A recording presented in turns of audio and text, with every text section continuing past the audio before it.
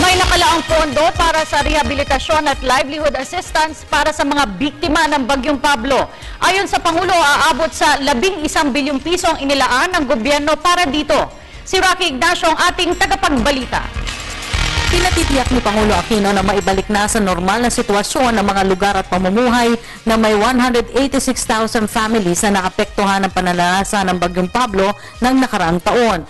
Bago kasi ang courtesy call ng Pangulo sa Eskwelahang Pilipino Rondalia sa Malacanang, dumalo ang Pangulo sa sinabi nitong detalyadong plano para sa implementasyon ng naturang rehabilitasyon sa epekto ng bagyo.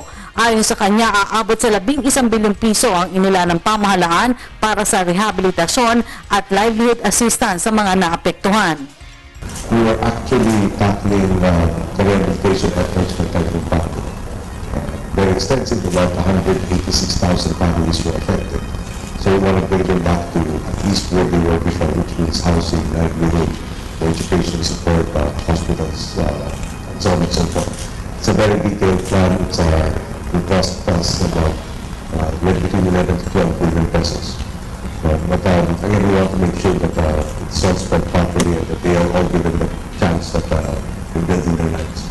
Samantala sa naturang courtesy call, sinabi ng Pangulo na marami anyang dahilan kung bakit dapat ipagmalaki ang pagiging isang Pilipino. Malugod na tinanggap ng Pangulo ang Boston-based group bilang bahagi ng kanilang tour sa Pilipinas. It's really great to have you here. It's really great for you to experience the culture that you came from. I think you will see a lot of things that you'll be proud of being a Filipino. So again, let me thank you.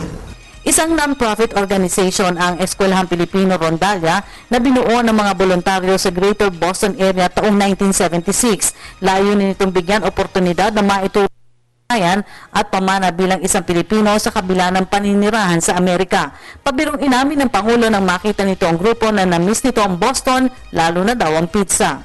There's a lot of things that I experienced there, especially the pizza, Chinese food. A lot of the places I went to in the early 80s, I was not a lot of places.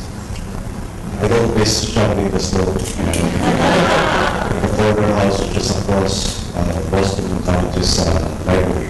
Tumira kasi ang pamilya Aquino sa Boston sa panahon ng martial law sa Pilipinas, kaya naalala pa nito ang isang Pasko ng pangangaroling ng grupo sa kanilang tahanan kung saan binigyan sila ng $100 ng ama nito na si Ninoy Aquino.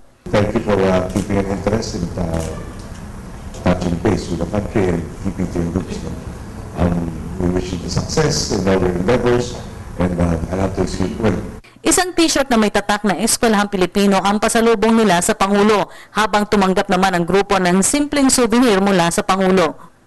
Una nang bumisita ang Eskwelahang Pilipino Rondalia sa Malacanang sa pamunuan ni dating Pangulong Corazon Aquino. Para sa Telebisyon ng Bayan, Rocky Ignacio.